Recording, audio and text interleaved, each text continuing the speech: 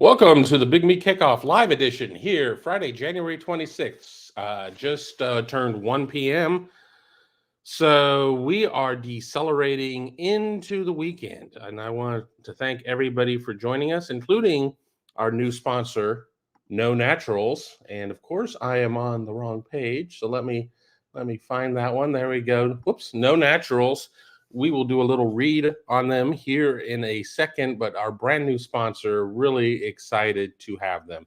And I'm really excited to have you all here as well. Already have a bunch of comments in the queue right now, so we will kind of get through these. Hello to Joyce Mayhew, good friend of the show, Steve Buckholz, Natty or Bust in 2024, Billy Tuesday. Still waiting to see who's the last coaching hire. We'll get into that in a minute. I'm marking that. Another Billy Tuesday. Day and Coach Hart met with Jamie French yesterday. Hope a boom is coming soon. We'll talk about that one here in a second too. I'm just marking ones that I want to read about. Mika Hanna, another good friend of the show. Hey everyone, go Bucks. We got Jim Dement, Belichick being passed over because of age concerns and wanting too much power in the organization. Yeah, we got that. We'll talk about NFL a little bit. Frank Corona cannot wait for the spring game. April 13th, I think, is the date on that. April 13th. It'll be interesting to see what the attendance is, especially depending on the weather. A nice day at the stadium. The reality is that college football is an expensive hobby. To have. And if you enjoy going to games and you have a family, you're taking that total and running it up by multiples. Sure, you're not going to need 4 parking spots. You're going to need 4 tickets, 4 hot dogs, 20 beers. I guess only if you have older kids or you're me.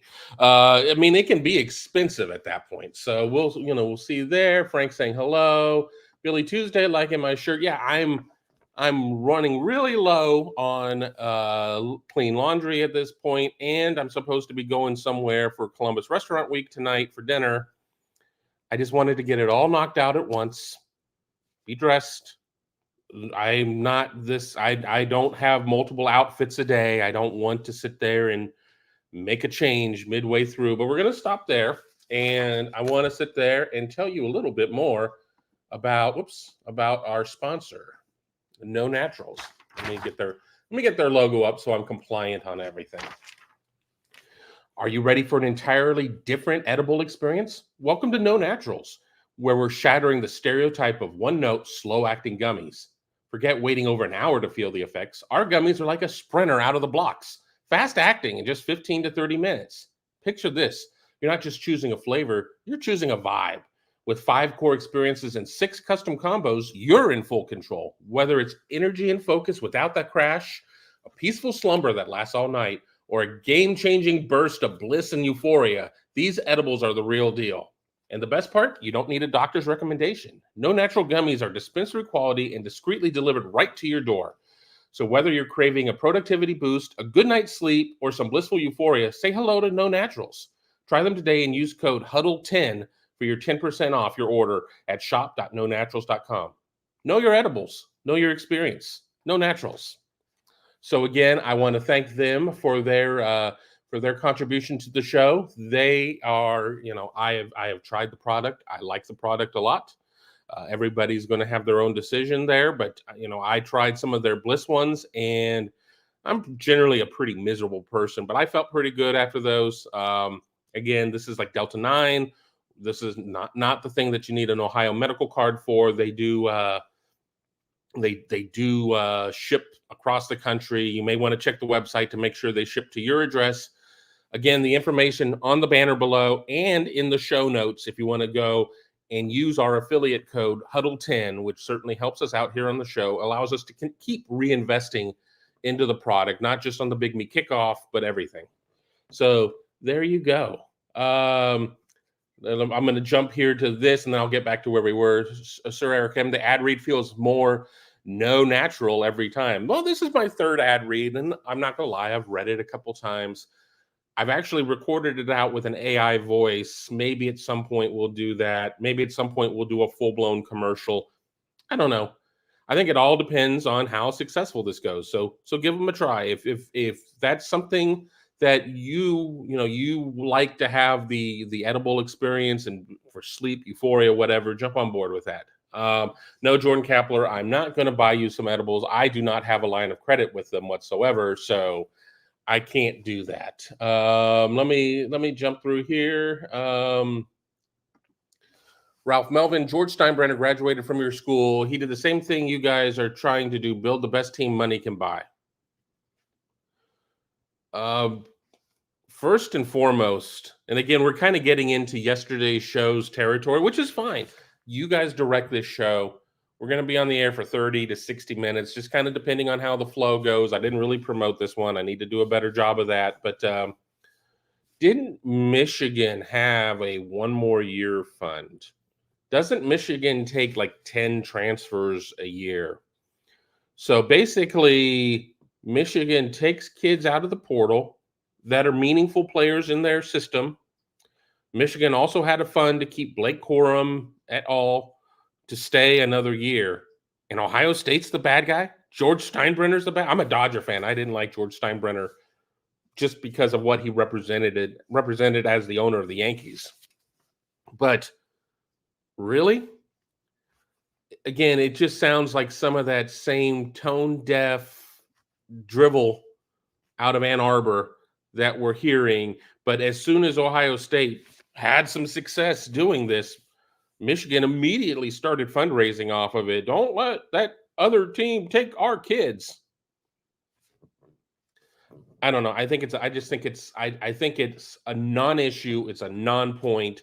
It's as tired as Rico and New Hampshire private investigator and all that other stuff. Come at me with something legitimate and we'll discuss it. But saying that this is, Ohio State is trying to build a super team. Everybody's trying to build a super team. If you're worth a blank, you're trying to build the best team that you can. That is the purpose of this, is to put the best team together you can by the means necessary. NIL makes certain means necessary, and as long as you stay within the guardrails, that is the expectation. Who is complaining about Ole Miss and its 20-plus transfers this year? Who was complaining last year about Colorado and Dion and its 60 transfers?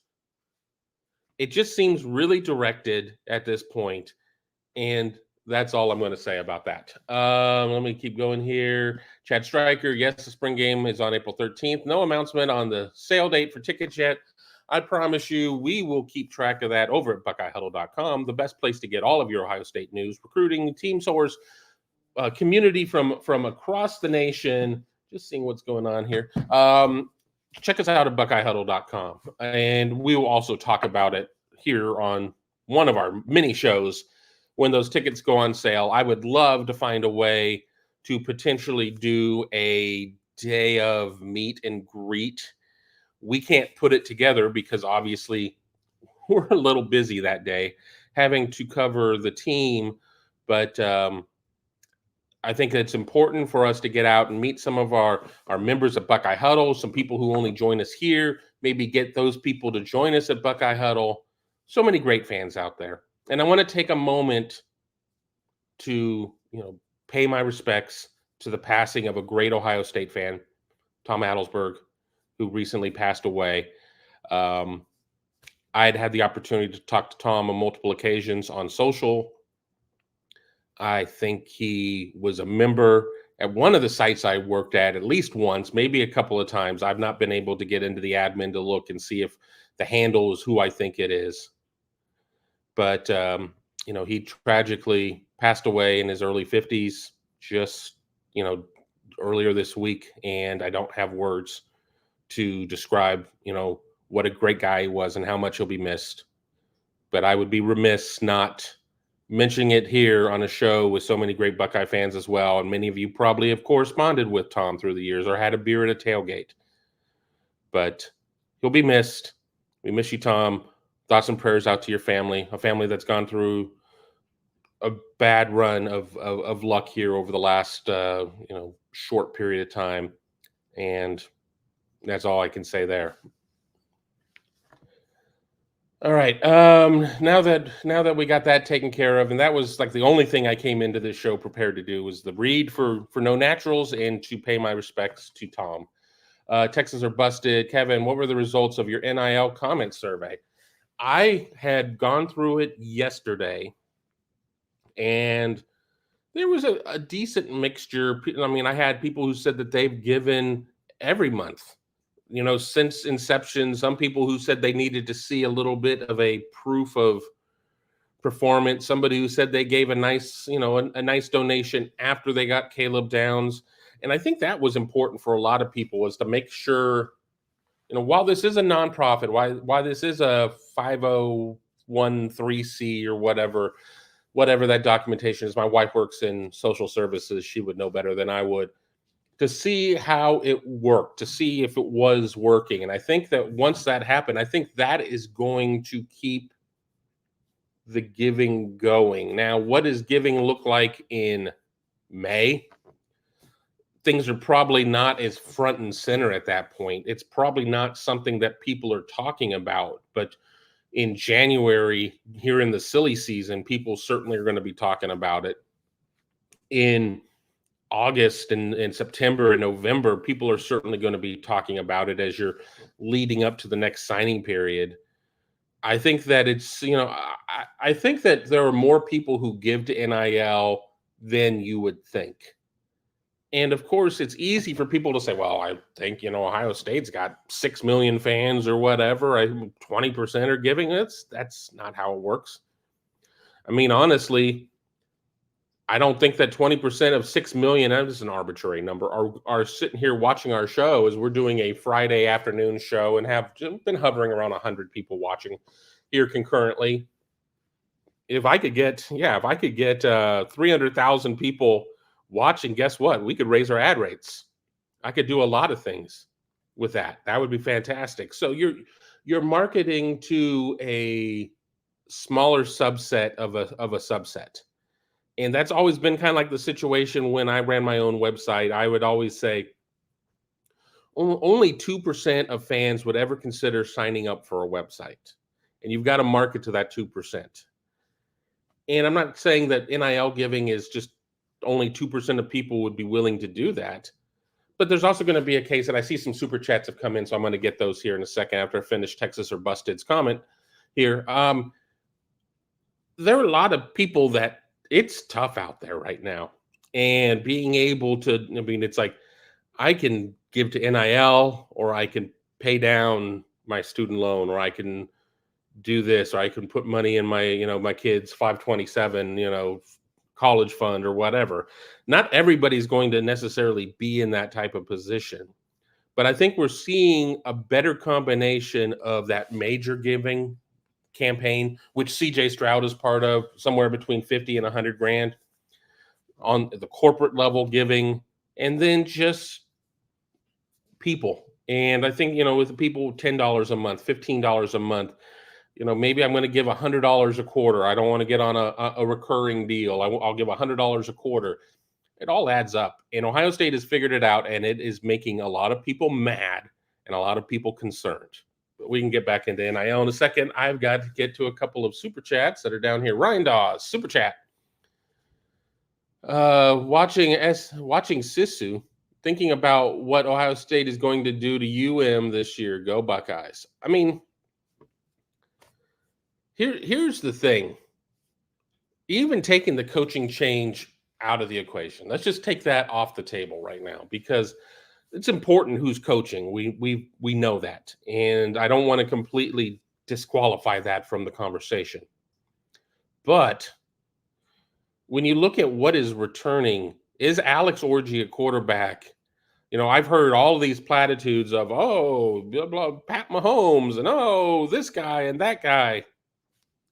What do we really know about Alex Orji? He was a change of pace running quarterback behind J.J. McCarthy. Generally had a couple of good runs. People didn't recognize when he was out there, whatever it may be. Colston Loveland is set to be back. We don't know if anybody's going to take off via the portal with the departure of Jim Harbaugh. They got a couple of stud defensive tackles. They've got a stud defensive back in Will Johnson. I mean, it sounds like a team that needs to hit the portal, if you ask me. But we know that that's just buying a team. But it sounds like a team that needs to hit the portal to fill in. So I don't think that on the Donovan Edwards too, as known quantities. I don't see a roster there, regardless of the coaching, that has the Jimmies and Joes to go against Ohio State. Now, in 21, I was damn sure the Buckeyes were going to win. I was damn sure. I was damn wrong. But I was damn sure that, I mean, you have to go out there and you have to execute. And we've seen Ohio State lose games it has no business losing. People may sit there and say that the Cotton Bowl was one of those. I think the Cotton Bowl loss in the grand scheme of things was the wake-up call that was needed. I'm thinking more along under Urban Meyer, Iowa, Purdue, games that Ohio State had no business losing whatsoever that it dropped. What do you do from those situations? And then you look at the Michigan situation. If you believe things at face value that Jay Harbaugh, no big loss, tight ends coach, whatever. I mean, obviously Michigan tight ends are pretty good, but I think a lot of that kind of falls under other people than Jay. And Jesse Minter are gone. And if they lose their strength coach, and say they don't lose anybody else, and they elevate Sharon Moore, people are going to say, well, Sharon Moore, he kicked that ass in 23. He kicked that ass good. With a full roster, I could sit there and beat anybody in Euchre if I have a lay down loner. I mean, that doesn't mean anything at that point. He did coach a better game than Ryan Day. I think it was pretty talent equated in that game, and he was aggressive and he went for it and he was playing with house money. And Ohio State was much more timid, punting in some situations that certainly Michigan wouldn't have punted, and just kept arm's distance away. And still almost came back and won the game. So I think Michigan is going to be in for a rude awakening this year. And tables have turned too in terms of the fact that Michigan's non-conference schedule is certainly better than Ohio State's this year. Ohio State's non-conference schedule is poor. But as I just did a show up in Mansfield, just before I got on the air here, something we recorded, this is like the first year in a long time that you could sit there and say that Ohio State's schedule is significantly worse than Michigan's. Ohio State's going right back to playing P5 opponents. 24 is the back end of the cancellation with Washington, that series. Everything is going to work out fine moving forward. And if there is a year maybe to have a little bit of a lesser schedule, I think it's the first year of the 18-team Big Ten, a year where you're going out to Oregon in week 7, a year where you're not drawing the same 6 divisional mates on the schedule. You're not able to sit there and pop in the tape from the year before and the year before that and the year before that on Rutgers, Maryland, Penn State, Michigan State, and IU. It's just so. I know I'm kind of getting away from Ryan's point, but that's what we do on this show. You guys you wind it up, and I start to run with it. Let me get to our other super chat here from Chad. Just appreciate you, man. Go Bucks, and I appreciate you too, Chad. Chad has a podcast of his own that he's been working on. I won't say that I've gone to the level to be a technical advisor, but we have gone through some things technology-wise.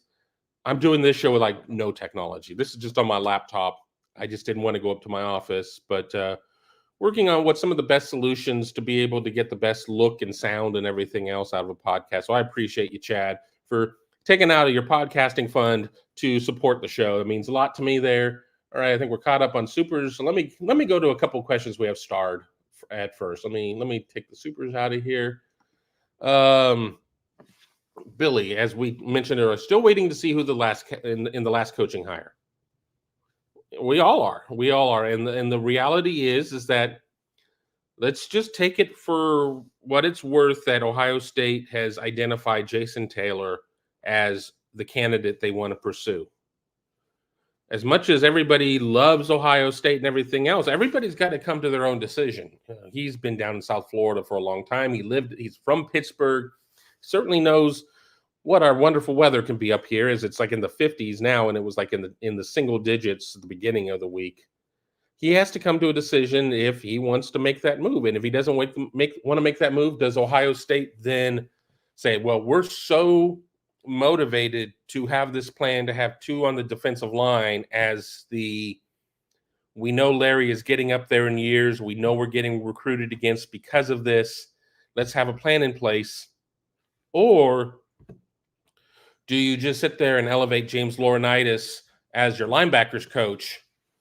Maybe have Jim Knowles do a little bit more with the D-line. Not that you necessarily need your coordinator holding down a position, but you only have so many bodies who can be true coaches versus all of the ancillary roles. And do you go that way and address defensive line next year? Or do you address it in a different way? Do you bring in somebody? James Laurinaitis was brought in as a GA. Do you bring in somebody else as a GA for a year and then elevate them at that point? So it's not a case of us not having or us having information on it and not really relaying it. It's more of there's a lot in play. And while I can talk to people who I truly believe are in the know on things, I can't call them up all the time, because then here's the response. Things are no different than when we talked 2 days ago. I mean, so that's kind of where things are at. I tend to think that we certainly need to see something in place by the start of like legitimate spring ball, which is early March. I think you would want to probably see it in place by February signing day, to be quite honest. And it's not necessarily as a recruiting situation. I just think that you need to have some time for everybody minds to come together and go from there. So that's my thought there. Let me get here to Jim. Belichick being passed over because of age concerns and wanting too much power in the organization. Well, I mean, none of us are getting younger. And when you have been granted a level of access and power, it's hard to give that up. Bill Belichick does not need another coaching paycheck to live out his life quite well. Unless he gave all the money to Bernie Madoff or something, I think he's doing quite fine. I also would highly discourage anybody from going into a job situation of where they know that there are obvious pitfalls and avenues to absolute dissatisfaction. I've done that before. It's not good. It's not good. You don't want to go into a situation out of fear, panic, whatever you want to do. Bill Belichick does not need to worry about any of that. We saw 7, 8 jobs open this year. 2 were left. If he doesn't get one this year, he could just sit there and fart around for a year and see what's there going into 25. He may realize that he enjoys not working or does some TV or whatever that may be. I mean, there's a lot out there that he could do that is outside of coaching. So while he has been such a fixture and he's been such a punchline to Browns fans about how they couldn't find success with him or whatever. I mean, granted, that was a long time ago, and there wasn't a guy named Tom Brady involved in that equation. That was a long time ago.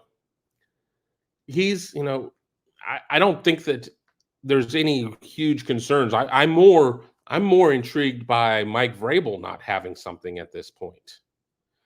And Mike Vrabel can be kind of gruff and this, that, and the other. And I look through the coaches that are out there, and there are fewer Bill Parcells out there right now than there were years ago.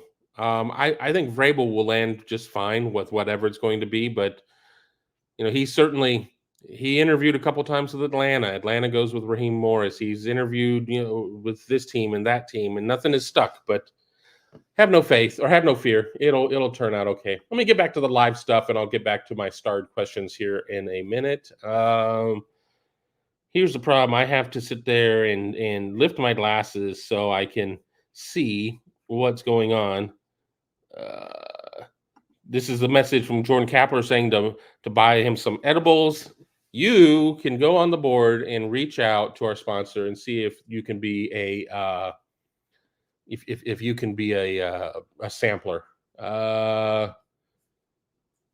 Here we go. JC Beckner, the Steinbrenner thing again. Did they get a memo to keep saying this? The reality is that a lot of things get repeated over and over and over again. It's almost as if there's a super PAC out there that tells them what message to stay on.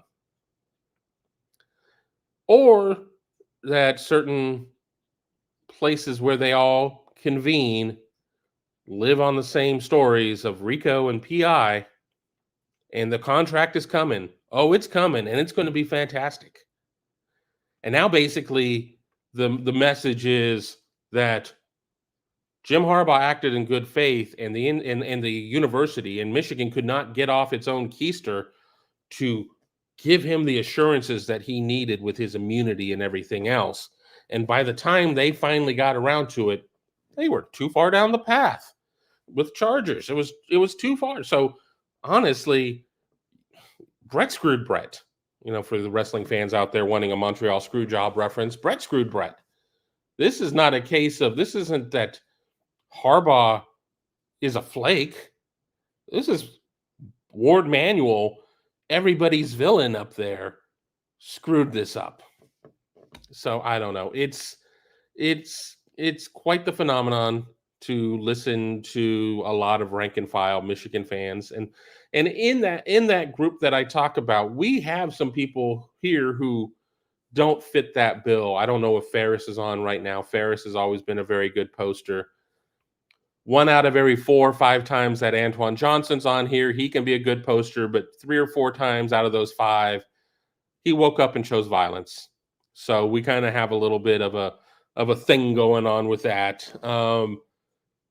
Whatever happened to Captain Bronco, or whatever his name was, King Bronco?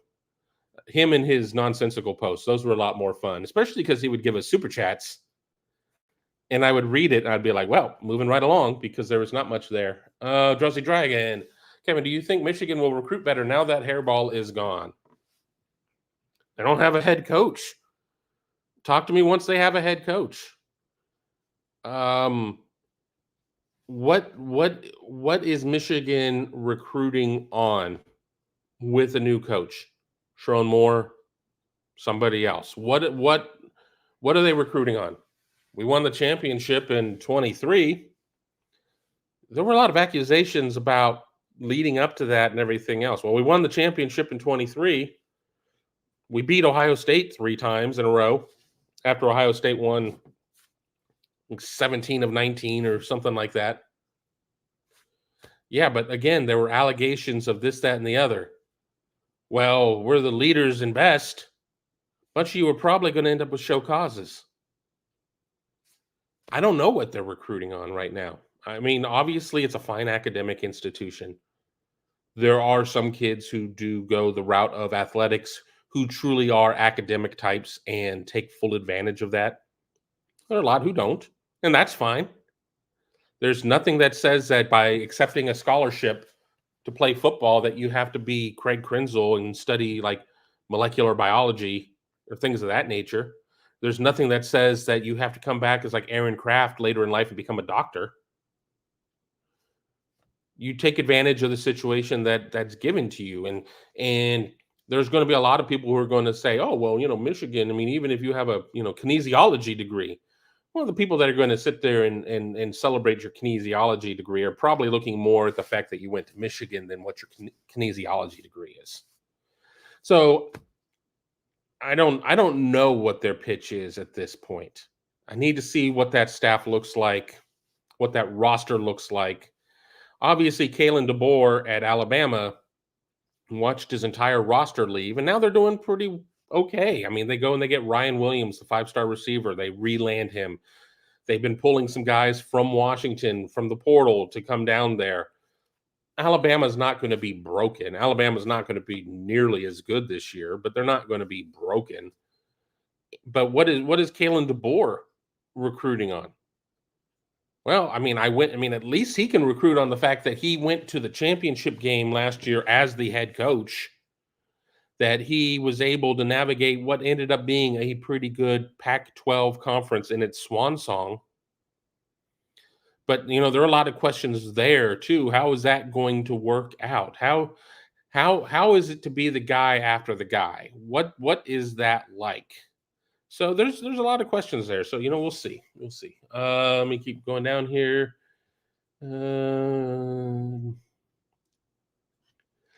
Mika Hanna saying something that before I even brought up Ferris, that she blocks all Michigan fans except Ferris. So again, another feather in the cap of Ferris, who has, I think, just because the fact that he doesn't recite the marching orders at will is something that why he gets over so well with the crowd here. I don't think anybody has shouted him down and said, well, you're stupid for being a Michigan fan. No, people just don't like the same ball peen hammer things of, the orders from on high that come down and say, no, well, now we're all going to talk about Rico. Now we're all going to talk about buying a team. Now we're all going to talk about this. I will say this, it is pretty impressive how they can get everybody on the same message. It's difficult to get a large group of people all on the same page, and they've done that. So, hooray, mind control. I don't know. Let me keep scrolling here as we go here. We're to the point now where people, when I talked about the passing of Tom Adelsberg, we'll kind of go through, we'll go through some of the respects that people have paid there. Again, not necessarily trying to bring down the tone of the show, but I felt, again, it was very important. I wish I would have had the chance to spend some more time with him, or any time, because again, I don't.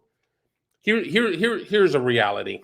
If you see me in the airport, or you see me out in a bar or something like that, and you come up and talk to me, and I have like 1,000-yard stare, I'm just not very good placing names and faces. I work in an industry where everybody wears uniform numbers and their names on their back. I could never cover Penn State. I need names on the back. It just helps me because I'm doing 50 things at once. So if you ever come up to me and I got 1,000-yard stare and it's like, idiot, we've had beers before, it's going to take me a minute to put it together. I'm sorry. It's just how I operate. We'll just keep going through here. We got the truth. Kevin, maybe you should be embedded for OSU winter conditioning. Of course, with the modified workout, they would kill me. But I have suggested this story before, not necessarily over the course of the winter, because that's make money time for the university and everything else. But I would love to see 5 members of the media get picked to go through an abbreviated, even one workout. But the way that I would pitch this to Mick and to the university is, put us on a regiment. Have us come in and work out once a week. Have us meet with the nutritionist or something, and do this, because I think it would be a fun story. First of all, we would call out the people who wouldn't follow through. I would do my best, but he might kill me in that instance. But secondly, I think it would go and show just how this workout program, how their strength and conditioning and nutrition all play a role together. And granted, none of us are going to be going up and eating with the athletes every day. That's not in the plans. I mean, I'd love for it to be in the plans. It would be great to get insight and talk to the players off the record, but have a situation of where you do this and do a weigh-in at the end. And by doing it with multiple outlets, there's no real exclusivity. It's not a case of somebody trying to get over on somebody else. I think it would be fun. With that being said, with 2 bad knees and a bad elbow, I don't know how much elliptical I'm going to be able to sit there and do throughout this, and free weights and everything else. But it would be something if I could just, shed, I'd say get down to my playing weight, but that's just, I think my bones weigh more than that now. But if I could get down to like 220, 225, I would be thrilled. I'm down 25 pounds as it is. I'm at 260. I was at 285. So I've really cut down on the drinking, and I think that's where a lot of that weight has gone because we're not in a heavy stress period of the calendar. But it's gonna come up here soon, and I'll find the bottle again. Let's keep going through here. We're just going to sit there and put that user in timeout because that was just because that was a stupid comment. Mika asking about Jason Taylor. I kind of talked about that here a little earlier. Again, there's not really anything. I promise everybody, we're not going to hold information just to hold it. Sometimes I'm told things that I can't report on immediately. I have to confirm it somewhere else. That's not the case right now. I'm certainly going to hold some information back for the community on the huddle board at buckeyehuddle.com. Why? Because that's my job. That's where my paycheck comes from. So we have to keep some stuff inside the family, inside the walls because of that. But as for Jason Taylor, there's nothing really to report there. Once you start hearing people talking about it, then you'll know something is there. I probably do owe somebody a call about it here first of next week to see what's going on. The last conversation told me that the pursuit is still there, in their opinion, and we'll see. But they weren't going to make any sort of promise or proclamation or guesstimation or anything like that. There are a lot of times that you pursue candidates for a job and for whatever reason they say no and you go to the next candidate. And if you're doing it right in this type of arena, a lot of times those names aren't even known because you got to protect your own current position. Oh, well, if you're that unhappy that you're looking, maybe you're not the future. Maybe we're not going to sit there and sign you to a new deal or whatever. So there's a lot to it. Don't let no news convince you that this is not progressing, but don't let it tell you of the other hand either. It's there. They're going to figure it out, and we'll see. And it's either going to be thumbs up or thumbs down, and that's how I got it right there. Let me keep scrolling here. A lot of people going on with stuff. Yakov, will you travel to Toledo tomorrow for the Carter Lowe announcement? Maybe. I need to talk to Mark about it. I've told my wife that I may have to go up there, and she's like, whatever. So I don't have to worry about that. I know it's going to be broadcast on one of the other recruiting networks. It doesn't necessarily seem to have an exclusivity clause on it, so I could go up there and go cover it as well. I just want to kind of check with Mark, make sure I can use the gas card and everything else, since I live out on the east side of Columbus, so it's every bit of 2.5 hours away from my house. So I would hate to have to eat that gas myself. Let's go here.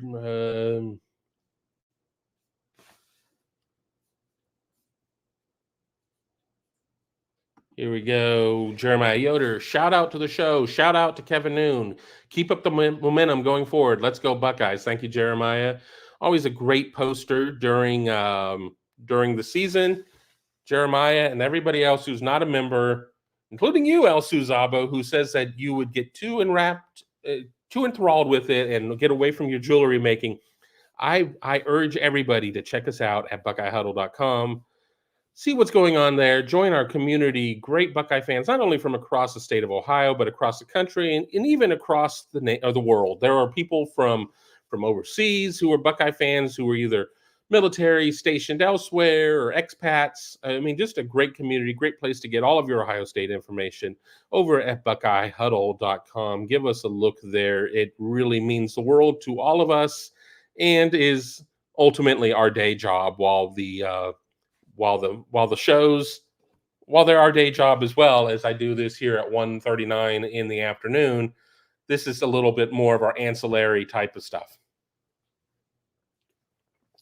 Let me see here. The truth. Rumor: Kevin signed a 6-year, $140 million extension with Buckeye Huddle. I wish.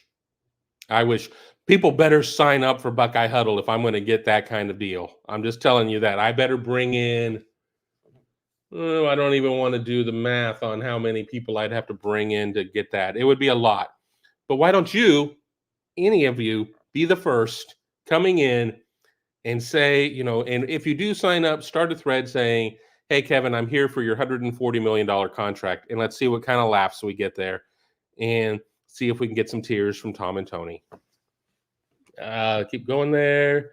Odysseus says, I have a deal with Mount Olive. The paperwork hasn't come through yet. I can eat Vlasic or whatever right now until a pickle company wants to sponsor me. It really is a missed opportunity that I don't have a pickle company involved here on the Big Me Kickoff. But who do I have involved? And that would be No Naturals. And we'll do another read for them here as we're going probably the full hour. Are you ready for an entirely different edible experience? Welcome to No Naturals. We're shattering the stereotype of one-note, slow-acting gummies. Forget waiting over an hour to feel the effects. Our gummies are like a sprinter out of the blocks, fast-acting in just 15 or 30 minutes. Picture this. You're not just choosing a flavor. You're choosing your vibe. With 5 core experiences and 6 custom combos, you're in full control.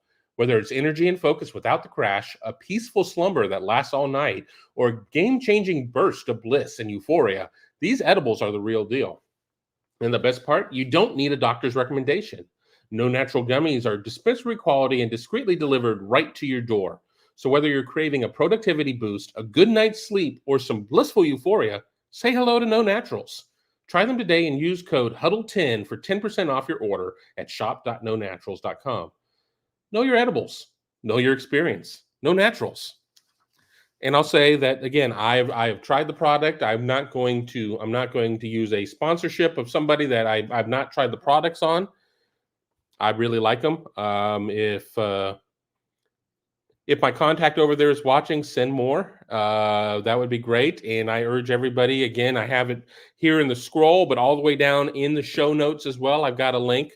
And remember our affiliate code, HUDDLE10, that helps the site out for sure. Let me kind of get back to where I was.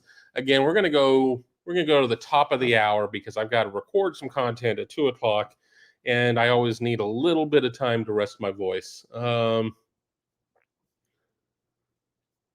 We'll jump over here. If I skipped a question, I'm sorry. I'm jumping around. That's a problem when I produce myself. It's a little bit of a pain. Brad Shirley, any news about Ohio State looking for an offensive tackle? Yes and no.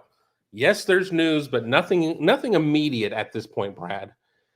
It's a case of where I think Ohio State recognizes that it would like to add another tackle. After Caden Proctor committed to Iowa, there really was not a candidate that they were looking at that point. And what I was told is Ohio State wants to go through spring, see what it has, see if Luke Montgomery steps up, or Zen Mahalski, or Tegrish Ebola, or somebody, or if Josh Fryer remains outside and he takes a step forward. See where they stand at that point. And then you make a decision, because I think even at that point, you still probably need to bring in somebody no worse than depth, I think.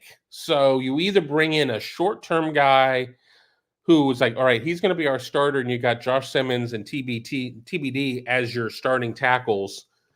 And then you figure out from in there whether or not it's Donovan Jackson and Josh Fryer or somebody else as your guards and Seth McLaughlin as your center, how that may go. Or maybe you get a depth guy who has got a couple of years.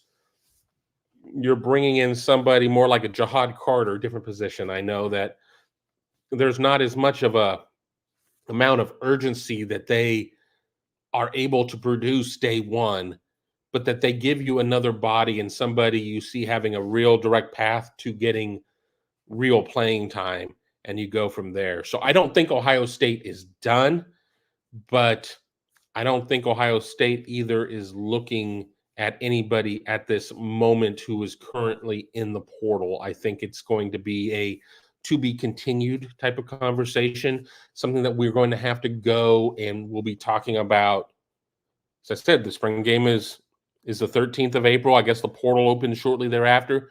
We see what's in the portal at that point. I mean, it's certainly going to be known far and wide if Ohio State needs another offensive tackle. If Ohio State comes out and it's like, okay, we're buyers, and you're somebody who has been pretty solid for 3 years at your program and everything else, might not hurt putting your name in the portal just to kind of see.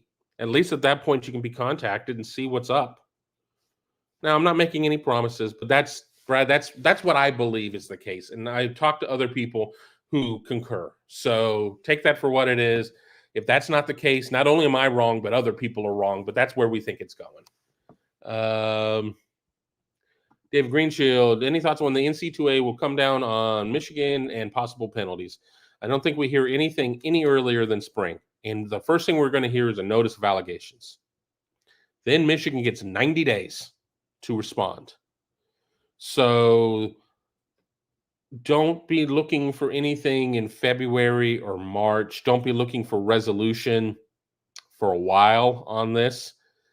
The NC2A is pretty good about keeping the wraps on things until the final 72 hours, whether it's within 72 hours of a notice of allegations being dropped or 72 hours of a penalty being dropped. That's when the leaks seem to happen. That's when that all seems to go down there. So, again, I think we're several months away. Jim Harbaugh will be full on fish tacos and everything else out there in Los Angeles before any of this happens. And there will be others left within the program there to pick up the pieces of the mess of one Connor Stallions and everybody else involved. That is my belief right there. Let me keep scrolling down. Hey, it's Antoine Johnson. I talked about him earlier. So just so nobody thinks I'm talking behind your back, I'm like, I said, Antoine, 1 out of 5 times is awesome. 4 out of 5 times chooses violence. So let's see where we're at with today's comment. My favorite Buckeye, we got to talk. Remember the conversation that we had about recruiting rankings and my theory about how we were going to keep beating you. Can you not admit I was right? I will never admit you were right. And recruiting rankings had nothing to do with winning in 2023. Had nothing to do with it. 40-some seniors had a lot more to do with it. Ryan Day getting timid in his play calling had more to do with it. Sharon Moore calling a better game than Ryan Day had something to do with it. The recruiting rankings, I'm not that concerned about what that is, but Ohio State is still significantly a more talented team than Michigan, and that chasm is going to be even wider this year. Wider because of everything that is left. Everything that is left Michigan at this point. And there's just not much left in the portal at this point for the, what is the term I'm looking for the coaching vacancies. So what is Michigan going to do? Is Michigan going to be able to load up in spring? Well, I'll tell you that the spring portal is not nearly as robust as the winter portal is. So I don't know. And as Jeff Spangler said, but cheeseburgers. Let me keep going here.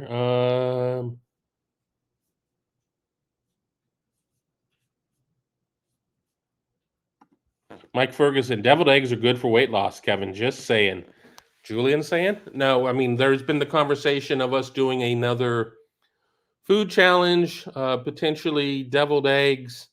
I think some of these things will come together once we start going back to campus for football events with all, with the 3 amigos, Tom, Tony, and myself all together.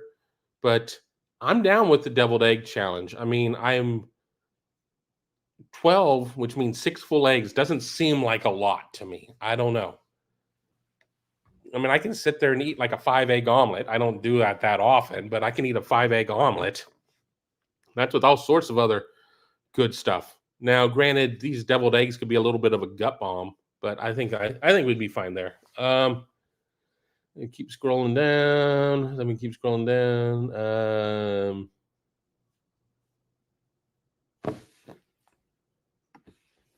Odysseus, we need an elite offensive tackle badly, especially in state. Well, good news is that 25 and 26 are both going to be pretty strong years, especially 26 for offensive line talent. 25, Ohio State, Carter Lowe. We talked about him a little bit earlier. Announces tomorrow. Seeing that Michigan doesn't have a head coach right now, kind of, not that I felt that he was going to Michigan in any way, shape, or form, but you can kind of cross them off the list at the moment. I feel pretty good that the good guys are going to prevail on that one. So that's going to help. But 25, 26, 26, you've already got 3 offensive tackle or offensive linemen that have already been offered by Ohio State, including Sam Greer. I think that is going to bode well, that Ohio State's going to be able to really focus in state and then maybe go hunting for that one big name out of state. But we'll see. We'll see. In 25, I think 25, while not as deep, I think there's some options there as well. A lot of people want Ohio State to keep hunting David Sanders out of Charlotte. Number 1 player in some of the rankings, great kid. We've had the opportunity to talk to him in person on Southern Swing. I just don't see that one happening for Ohio State. I think it's just going to be hard to get him out of the southern region. I'll just say that. I'm not going to say the South, because people with the South kind of swap that with the Deep South, and I'm not saying that he's necessarily going to Alabama or something like that, but I think that one would be a tough pull. But I think Ohio State is going to do just fine. And that'll be music for the ears of the detractors of Justin Fry out there, who have not necessarily been completely hunky-dory with where that recruiting has been. So I think this class of 25 is pivotal in a lot of ways for what is going on there. But let's not forget, let's go back to the early days of Tim Walton being at Ohio State. And Ohio State missed out on a couple of kids. And I think people were ready to run Tim Walton out of town.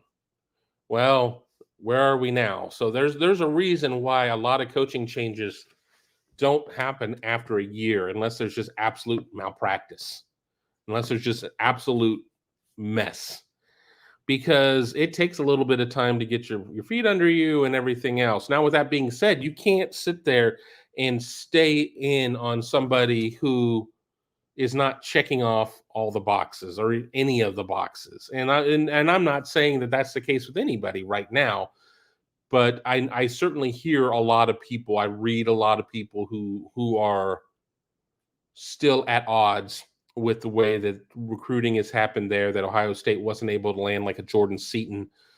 But make no mistake, the Armstrong twins are going to show a lot this year. Ian Moore is going to show a lot. I think that Gabe Van Sickle is an interesting product. No, none of these guys are necessarily going to be in the year 1 mix, in my opinion. But I think that there are some bodies there to work with, and I think that all in all, maybe while you don't necessarily have a Paris Johnson name in this class, or even a Luke Montgomery, I think that this class has got. I think I'm saying the over/under on guys who see playing time in it at 2.5. I think it's a pretty good class. I've already. Oh no, this is a new super chat. I'm sorry, just seeing it right now. What month is better, January 24 or whatever month the NC2A releases their NOA to the cheaters? I think January 24 is better, because we know we have the gift of hindsight. We know what's happening. We've seen Ohio State make its coaching changes. We've seen Ohio State land its players in the portal. We've seen Ohio State keep all these players who had draft decisions in. The month when the NC2A releases the NOA, I think the machine up there is going to immediately come out and try and punch as many holes in it as it can. It's going to sit there and throw out chaff and smoke grenades to try and confuse everybody and accuse everybody else of the same and worse transgressions. And even once that NOA comes out, that just starts a 90-day countdown for Michigan to respond. So while you do get the satisfaction of seeing what it is that the NC2A is bringing them up on at that point, and they could get 2 different NOAs. They're two different investigations. I mean, maybe a third if one dovetails, and I doubt it will. I think you can put it together. But let's just say it's really like the cheeseburgers in a way. We still don't necessarily know what's going on with everything else. So, but I think that, I think it's going to be a case of, okay, great, you see what's there, but now we're going to have to wait 90 days for Michigan to do that. And then the NC2A has XYZ amount of time for it to do its stuff. And you could be 6 months out. You could be 6 months out. The world could change a lot in 6 months. So I'm going to take the gift of hindsight and say January 2024. Let me scroll down. All right, I'm at least to the bottom as we've got 5 minutes left. So let me find one or two more, and then we will call it a show. Just for those who haven't seen the show yesterday, who didn't see the show yesterday, I'm starting a new content schedule. We're going to be on the air 3 times a week, come hell or high water.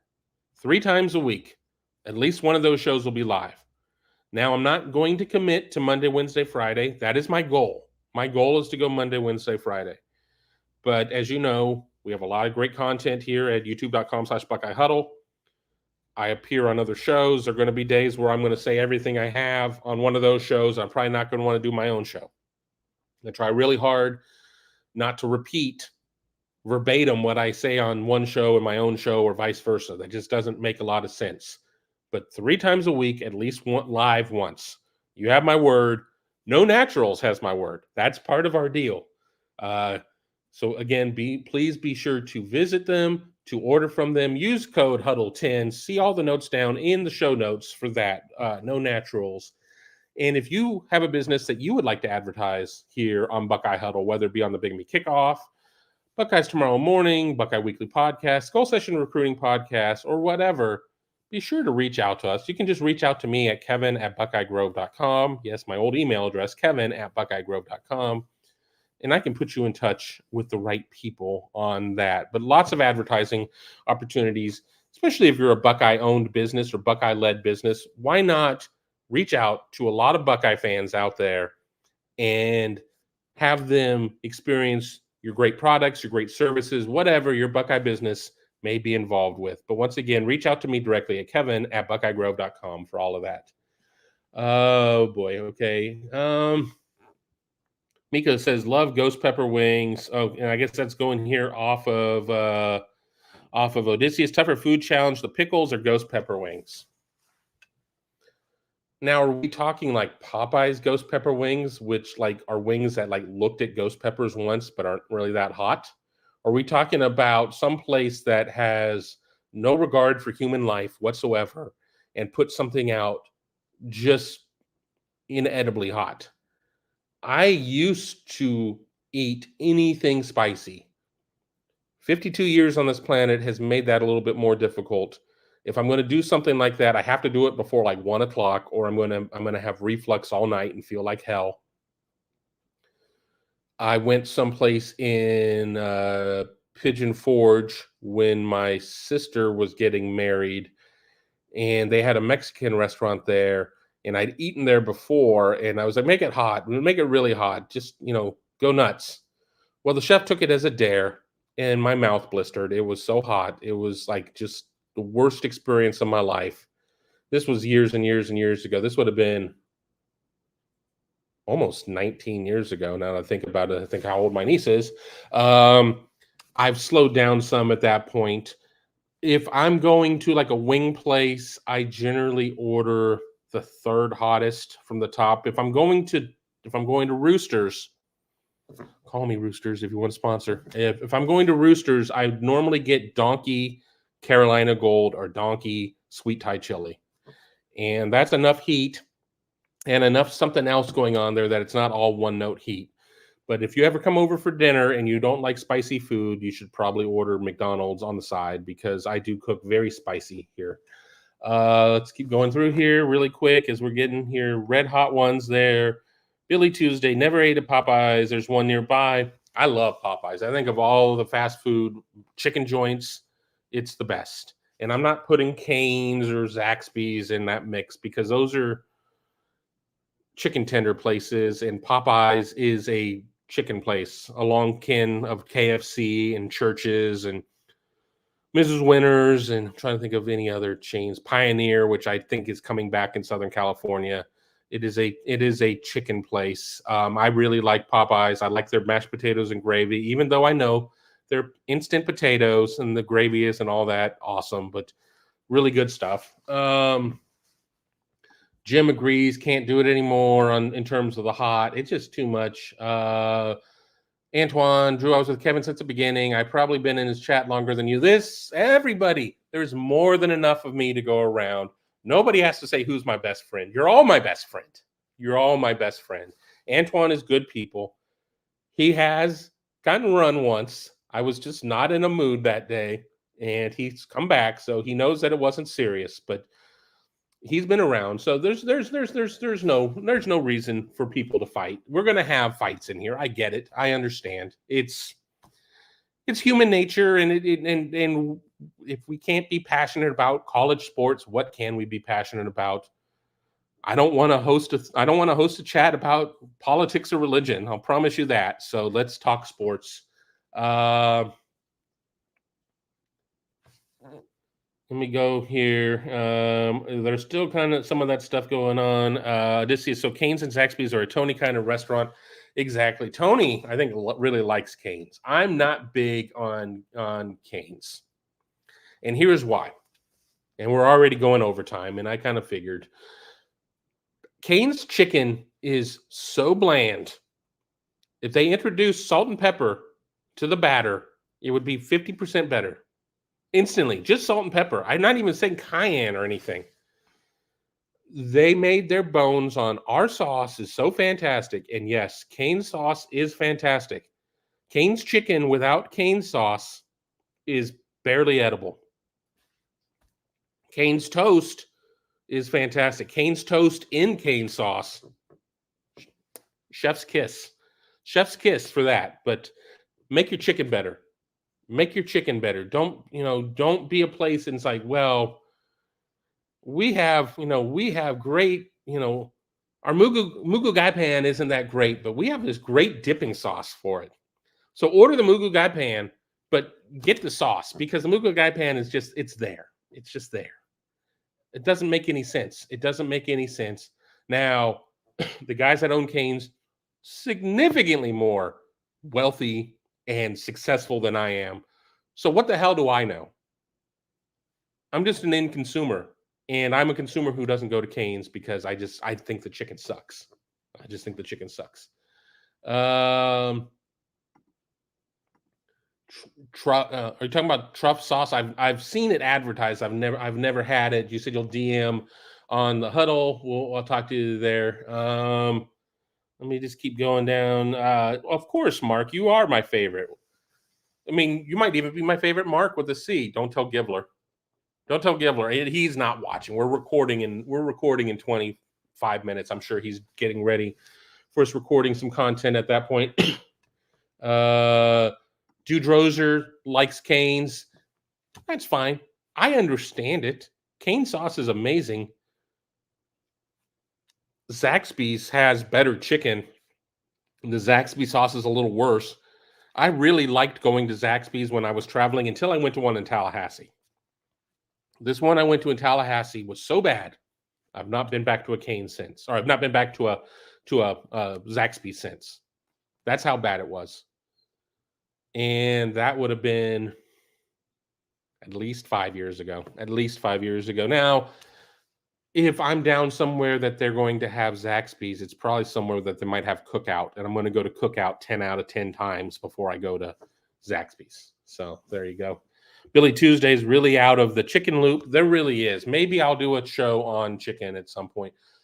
Tony and I have talked at length about we need to have some shows that are outside of the umbrella where we talk about just whatever type of topics like that.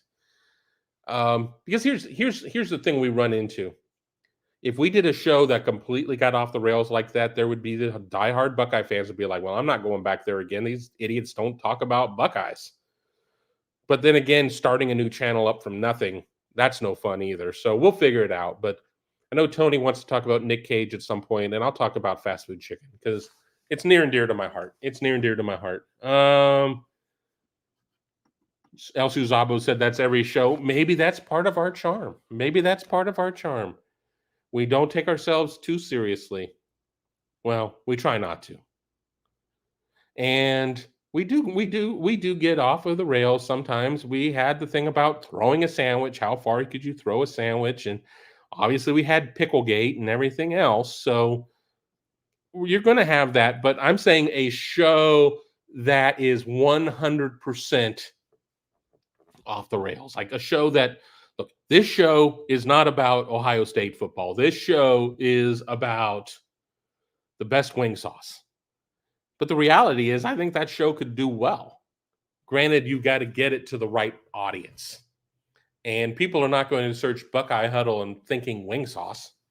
They're not going to be. So I don't know how we're going to do that. We're going to wrap up here in a second. Odysseus, Tom should wear a leprechaun outfit every time we go live. I don't disagree.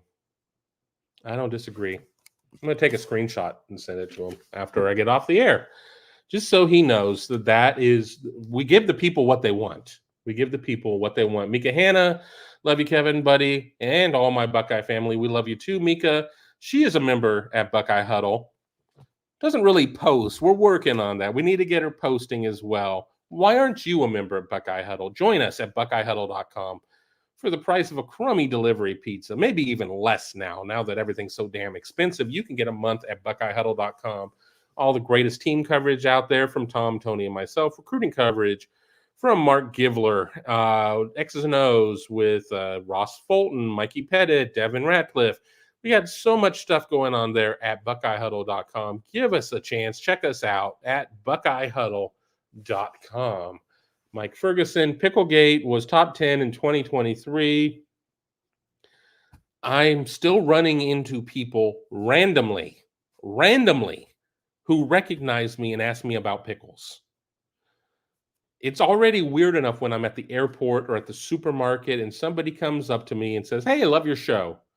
Because a lot of times I feel like it's me and like my 20 closest friends on here and that's it. And I don't remember that we have shows that get hundreds and thousands of live concurrent people, and people go and watch it after the fact. But the fact that I have people coming up to me, talking to me about pickles organically, not organic pickles, just talking to me about the pickle show organically, kind of freaks me out a little bit. And I mean, it's funny and I like it and all, but it freaks me out a little bit because that was like, really, that ran like a 3-episode arc. There was the show where the bet happened. I think there was a show in between, and then there was a show where we did the pickle competition. So, I mean, this ran even shorter than Cousin Oliver did on Brady Bunch. He was on 6 episodes. This was a brief thing, but we're going to figure out more and more things to do. I'd like to put some of this under the Hungry Huddle umbrella. We've not done enough with that. The problem is that a lot of times on these road trips, we get in and we're like every minute is spoken for, except for like 10 p.m. on Friday. And I'll tell you what, I don't want to do at 10 p.m. on Friday. Eat pickles. I'd rather go out to a bar. But we're going to get better at it, I promise. I think let me go here to one last one. Unless we get any super chats, this is going to be the last question. Curious, are QBs allowed to meet with wide receivers on their own, on their free time to throw for timing? Yes. Right now, during winter conditioning, you can work with the strength and conditioning staff. No footballs. This is weightlifting, throwing the medicine ball, mat drills, whatever. Mat drills have kind of taken a back seat, but that's that kind of stuff. If you are a quarterback or a receiver or whatever, you can sit there and go to your guys and say, "Hey, let's go and throw. Let's go use the Monarch machine. Let's do this. Let's do that." You can do all of that. Now, coaches aren't able to organize that or suggest it. They can't be like, "Hey, it'd be really cool if you guys would go out and throw some like every day for 3 hours." Doesn't work that way, but you can do all this other stuff. I mean, that's all not only allowed, that's all highly encouraged. We do have a super chat keeping us here a little bit longer. David Greenshield, Kevin, do you think NIL in its present form is sustainable? I don't think in its present form we're going to see it more than the next 7 months or so. I'm not saying for certain that Charlie Baker's proposal is going to go through of where it's brought in-house, but I'm also not going to say that it's not going to go through. I think we're going to see something that is more school-directed giving. Now, how does that look? I'm not sure. I've not read the Charlie Baker note from front to back and back to front multiple times. I guess I'd probably need to do that. And again, that's not what I do for fun, reading those types of documents, but I guess I should get a little bit better versed at it. But I don't think we're going to see the current form much longer. But the problem is that as it takes longer and longer for maybe a more intelligent solution to come into place, the bad sides of it, or whatever, however you want to put it, I think become more and more prevalent, become more and more entrenched. And because of that, it's going to be harder to walk away from it for some. But I think NIL as well is going to be one of the things that creates the split in how Division I football operates, because I think you're going to have some programs that just aren't going to be able to compete. They're not going to be able to bring in that kind of money. Not only are they not going to be able, they're not even really going to be willing to. And I think that is going to be the case that's going to cause some of the splits that are all but assured, whether or not that's in 25 or 26 or 28 or whenever that may be. But not everybody can afford the cost of doing business at this point. And I think that is going to be one of the things that's going to be involved there. And then when you do have the split, do you have more than 85 scholarships? Do you play more football? And because of that, do you sit there and say, we're going to go to 90 or 95? I mean, I don't think you're going to get to a point of where you're going to see unlimited funding, because then you're really going to see the haves and the have-nots veer off. But I think you could see a difference in scholarship numbers. I think you certainly could see in all these things we talk about being NC2A rules, 20 hours a week with your team or whatever. Does that change?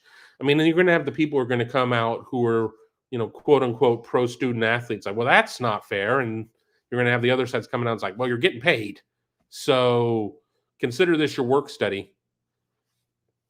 I don't have all the solutions for that.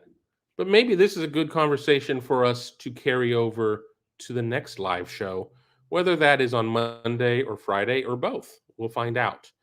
But I think I'm going to tap out at this point, as we've gone an hour and 10 minutes. And I want to thank everybody for joining us here on the Big Me Kickoff, presented by No Naturals. Once again, check them out. All their information is down in the show notes. And be sure to use code HUDDLE10 for 10% off your order, delivered directly and discreetly to your door. I promise you'll enjoy them.